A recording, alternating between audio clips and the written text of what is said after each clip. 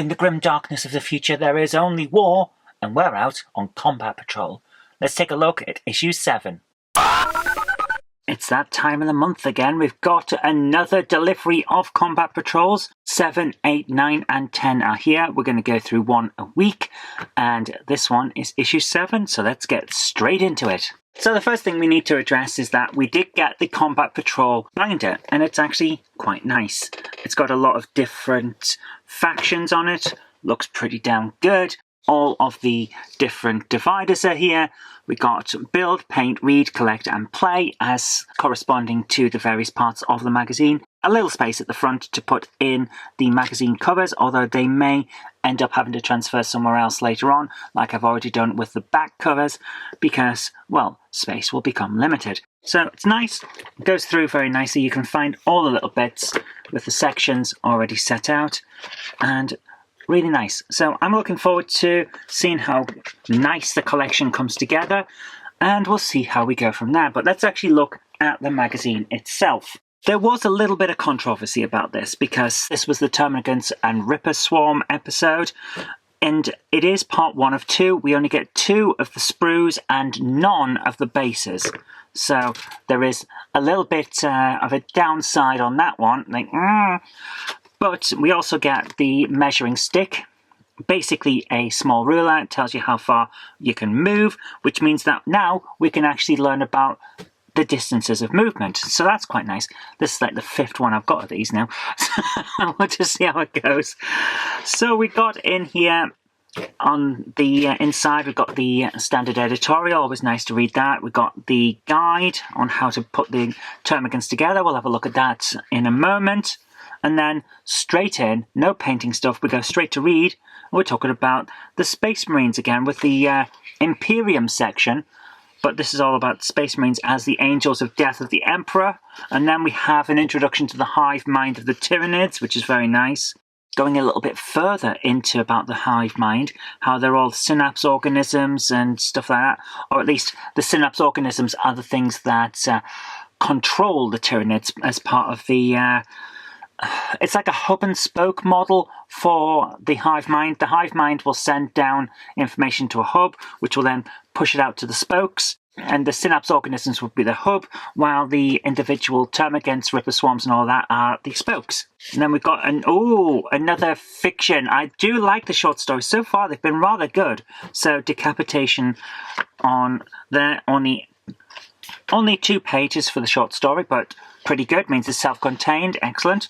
Now, here's an interesting thing we've got here, because I'm pretty sure that the Neurotyrant and the Tervigan are not part of the combat patrol that we're going to be getting. Tyranid Warrior, I can't remember if he is or he isn't, so that's interesting. He looks really good, though. I might have to get one of those anyway. This guy looks more like a walking tank, doesn't he? Then we're moving into how to play. We've got the movement and measuring system. So we've got the idea of the ruler, talking about how the inches work. The movement of models, always go from the front of the base to the front of the base. Yeah, don't go from back to front or anything like that, or from front to back, because you will not get the accurate movements. Keeping unit coherency with 2 inches, which, okay, I'm going to just put this out there. Is there a reason why unit coherency in 40k is different to unit coherency in Age of Sigmar? Because they're different.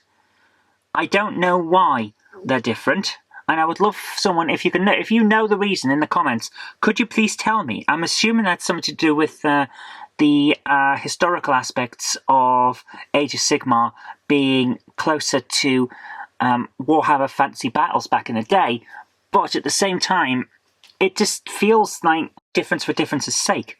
But hey, also tells you where you can move. You can't go through enemies because the enemies will attack. Actually, you can, to a certain extent. If you are retreating, you can go through enemies, but they get an attack for each of your models.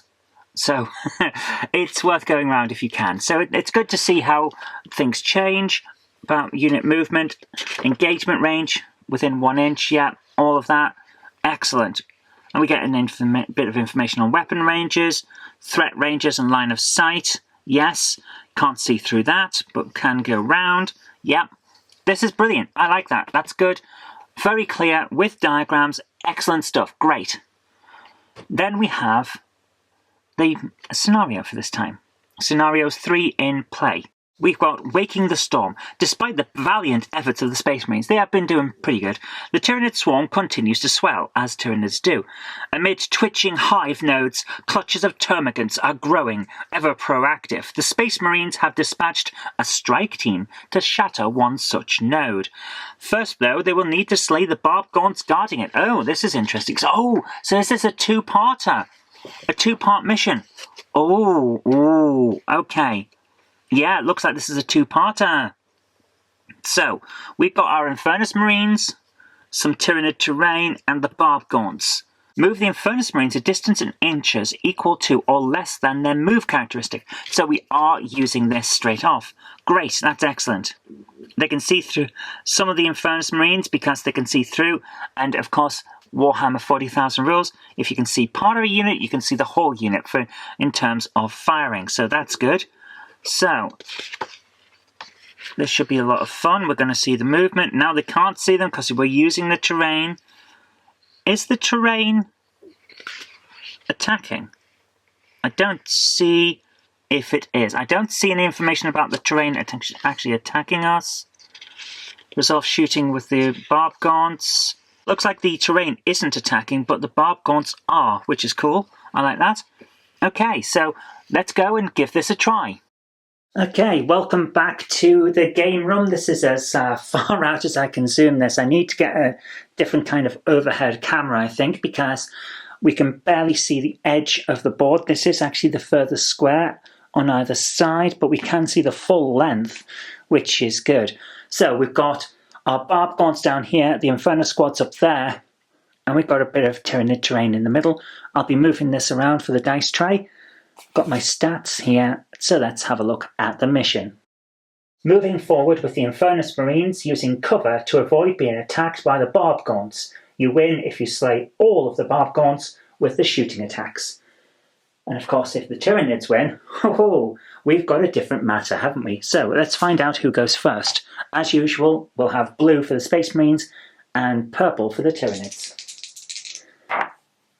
Looks like the Space Marines are going first. So, we've got a situation. We can move with our Infernus squad 6 inches. We've got to try and get these guys, but we want to make sure that with our guys who have Ignores, Cover and Torrent on their weaponry, that they can attack without the Barb Gaunts, who of course have melee and ranged of Blast and Heavy. So if they stay still, they get a better shot, that they can't take out our Marines. So the first thing we're going to do is we're going to make a 6-inch move. We have, according to our datasheet, a 12-inch range. Well, unfortunately, that's only going to get us to there, but we need to make sure that we're in cover. So if we were to move 6 inches, we will not be in cover. We'll be here, and they'll be able to get us with a line of sight. So what I'm going to do is see if we can get an advance of 12 inches. That will get us closer to some of this terrain, which blocks line of sight, which means that they can't then get us. So that's what I'm going to try and do. But to do that, we have to roll 1d6. So let's roll 1d6 and see how big our advance will be. 3. So we can only move 9 inches. It's not great, but we'll make it work. So let's do this. We're going to try and get from here with a 6-inch move to 9. There. So we're going from the front of his base to the front of his base. That's 9. And similar thing to there. Are they in coherency? They're within 2 inches of each other. That is fine. Bit more staggered than they started out with, but means that they are in the right area. So our Marines are now here. Barb Gaunts don't have a direct line of sight, or do they? So I'm looking down and they are completely behind this, which means Barb Gaunts can't see them. However, Barb Gaunts do have a Blast and a Heavy on their statistics. So I'm just going to have a quick look at the weapon types. I know these haven't come in yet, but I want to introduce them now. Blast weapons. Some weapons fire fragmenting munitions that are especially deadly against massed infantry. This is represented in the game by blast. Blast weapons get more attacks against units with more models in them. So that doesn't help us at all. And heavy only means that they get a +1 on 2 hit rolls if they haven't moved. Neither of which is going to help. So, the Barb Gaunts, they're going to move. Because they've got to, if they want to actually do anything. Now, it is possible for us to try a charge, because Barb Gaunts have a 6-inch move, and we could try a charge. It will not get us there, and therefore the charge will fail, but we could technically try it. We could also do an advance to get them to there, but they won't be able to fire if they do that. However, a Barb Gaunt's range is 24 inches, and all we've got to do is get these Barb Gaunts into range with those guys. So, what are we going to do? We're going to move them over here so that the Infernus Marines still aren't in range of their weapons, but the Barb Gaunts are. A 6-inch move is like that. So, can these units see those? Yes, direct. Oh look, now they're in line of sight. The Barb Gaunts are going to attack. Of course they are. Why wouldn't they? So, here's the thing. We have a Barb Launcher, which is their heavy weapon, so they don't get the extra +1 to hit for heavy weapons because they did move, so we leave that out. However, they are using a blast weapon. Now blast weapons get you +1 attacks per weapon in the unit. There's 5 of these guys, so they're getting +5 attacks, so we've got to work out how many attacks they get. Barb launchers use a d6 to determine attacks. There's 5 of them, so we have 5d6. Let's go. 5d6 +1 per guy. So this is whatever here, +5. 6, 8, 11, 12, 14 +5, 19 attacks. They're going in hard. 19 attacks. The ballistic skill for the Barb Launcher is 4+, so we've got 19 attacks hitting on a 4+. Let's roll the big mound of dice. Okay, hitting on a 4+, so missed, missed, missed. And this one is cocked, so roll that again. That one missed. There we go. 10 hits. Okay, so that's not bad. Barb Gaunts are actually really frickin' hard. So, they have a strength of 5 against a toughness of 4, which means they wound on a 3+. 10 potential wounds here. Let's see what we get and see what happens. Wounding on a 3+. So, didn't wound, didn't wound, didn't wound. 7 potential wounds. Now, Barb Gaunts are really hard, but of course the Infernus Marines are Space Marines, so they're pretty tough. They've got a saving throw of 3+, so can they save these 7 potential wounds? I doubt it. Now, we don't have armor penetration on the Barb Gaunts, so we are just doing a straight roll for 3+. Saved. Saved. 1 wound. That is actually pretty good. I'm going to give that wound to our special Infernus Sergeant. Space Marines. Let's see how we get on here. So they've used cover pretty well, but not well enough. So let's move again, because they are not yet in range. So we're going to move. Can they do a 6-inch walk? Yes. We are going to attempt to stay in cover. So moved 5 inches to there. He's going to move 4 inches to here. Basically moving within their squad to bring those guys there. However, the squad can see them. The Barb Gaunts are now within range. The Infernus squad is going all in. Right, what have we got? Infernus squad is Pyre Blaster with Ignores Cover and Torrent. Now, Ignores Cover doesn't really help because their Barb Gaunts aren't in cover, but let's have a look at what Torrent does. This is an automatic hit. So we do not need to make a 2-hit roll, but we do need to see how many we're actually attacking with. Each one of these guys has d6 attacks. There's 5 of them.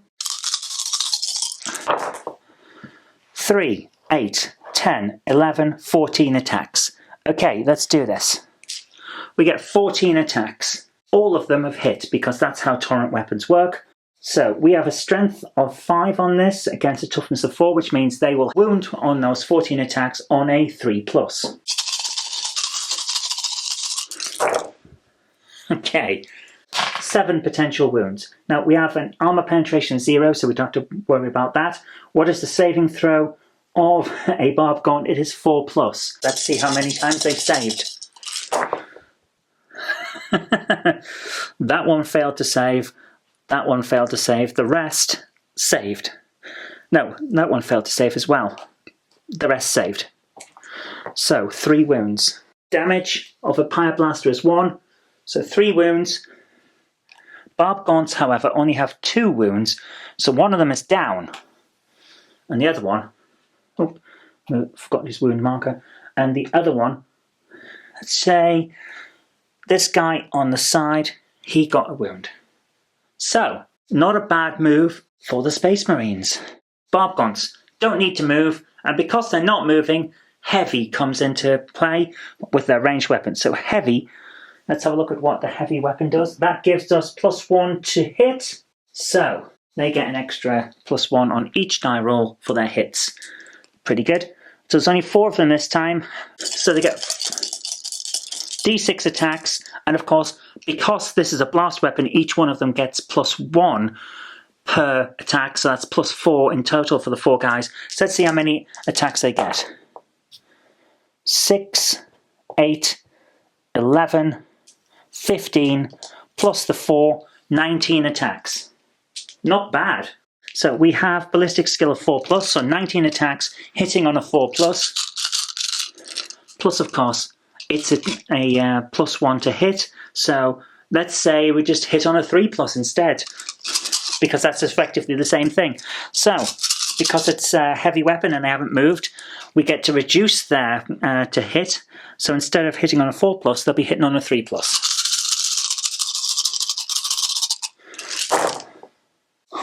Oh my goodness, they have hit with a lot.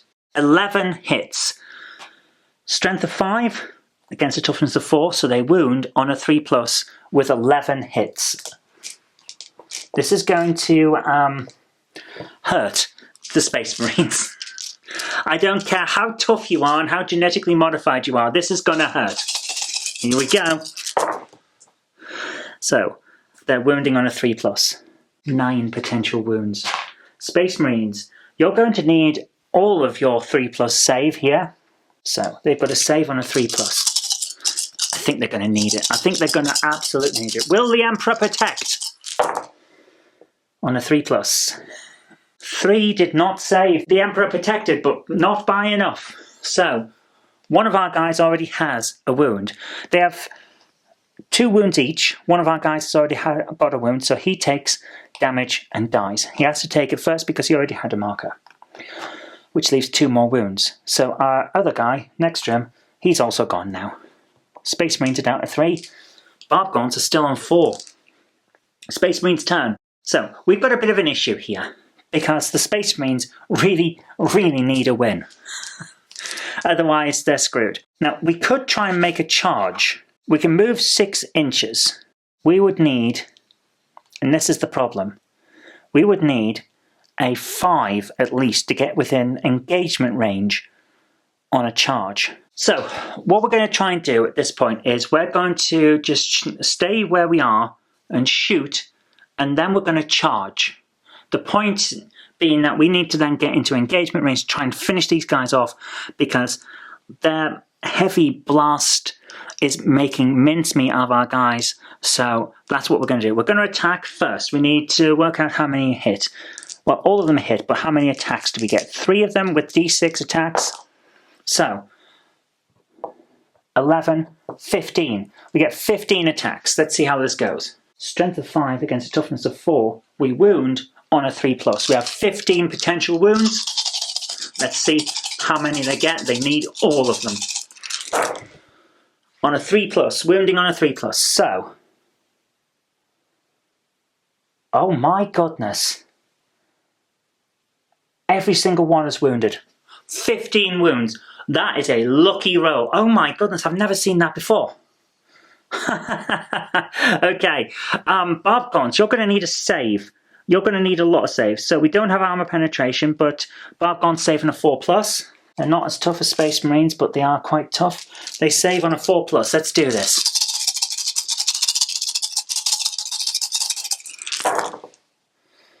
These are the ones that failed to save. 1, 2, 3, 4, 5, 6, 7, 8.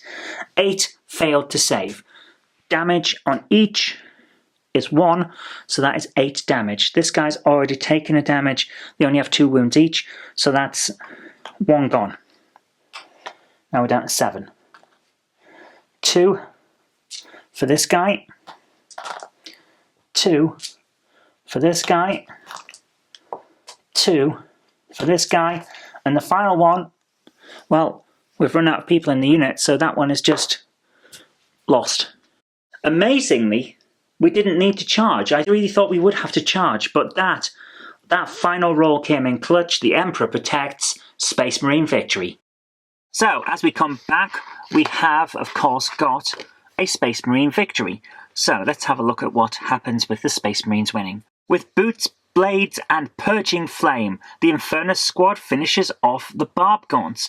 They now turn their attention to the bulging sacks in which swarms of Termagants are being bred. If the Space Marines can destroy these, perhaps they can save themselves from being completely overwhelmed by the swarm.